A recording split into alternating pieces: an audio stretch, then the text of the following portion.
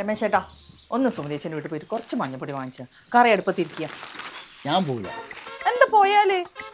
അവിടെ ഒരു ഭ്രാന്തച്ചൊക്കെ ഉണ്ട്, ഞാൻ പോവില്ല. പണിക്കും പോല വീട്ടിലിട്ട് ഒരു ഉപകാരവും ഇല്ല, എല്ലാത്തിനും ഞാനുണ്ടല്ലോ.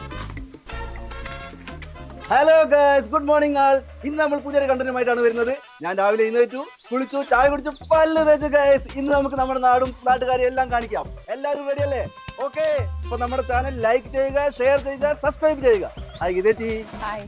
എനിക്ക് കുറച്ച് മഞ്ഞപ്പൊടി വേണം. അമ്മ ഇല്ലേ ഇവിടെ? അമ്മയത്തും.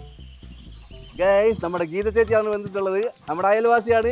മഞ്ഞപ്പൊടി വാങ്ങാനാണ് വന്നിട്ടുള്ളത്. എന്തിനായിരിക്കും മഞ്ഞപ്പൊടി? നമുക്ക് ചോദിച്ച് മനസ്സിലാക്കാം ഗൈസ്. അപ്പൊ ഗൈസ്, ഗീത ചേച്ചി മഞ്ഞപ്പൊടിയായി വരുന്നുണ്ട് ഗൈസ്. നമുക്ക് ചോദിച്ചു നോക്കാം എന്തിനാണ് മഞ്ഞപ്പൊടി വാങ്ങിയതെന്ന്. ചേച്ചി കിട്ടിയോ? ആ കിട്ടി.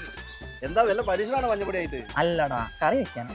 ഇന്നലെ രമേശ് ചേട്ടനോട് പറഞ്ഞിരുന്നു. ഓക്കെ, അപ്പൊ ഗൈസ്, ഗീത ചേച്ചി മഞ്ഞപ്പൊടി വാങ്ങിയത് കറി വെക്കാനാണ്. നമുക്കൊന്ന് പോയി നോക്കിയാലോ എന്ത് കറിയാണ് ഉണ്ടാക്കുന്നതെന്ന്.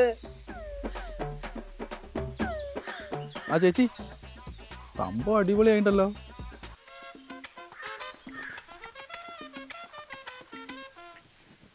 ഈ മഞ്ഞപ്പൊടി വാങ്ങൽ ഇത്രേ പണി ഉണ്ടായിരുന്നുള്ളൂ.